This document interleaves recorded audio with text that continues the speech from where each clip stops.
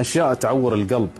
إذا كانت هذه الثروة الحقيقية لنذخرها للوطن يجب أن نهتم فيها وننظر لها باهتمام، اليوم بعين الرأفة والرحمة والإنسانية، ونبدأ العمل الجاد بمعنى الكلمة من أكبر مسؤول إلى أصغر مسؤول لحل مشكلة البطالة اللي ضاقت عليها الزجاجة وقص العنق بل بأعداد المهولة من أبناء البحرين العاطلين والعاطلات.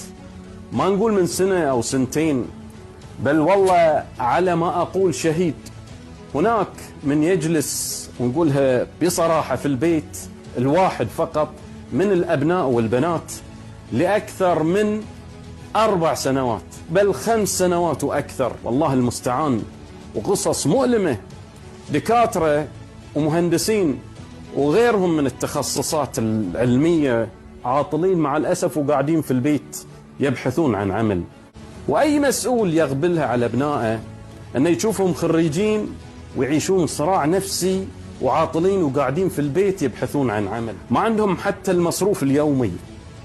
والأجنبي الوافد والدخيل يأكل خيرات الوطن بطريقة باردة ومبردة ويحولها للخارج لوطنه الأم.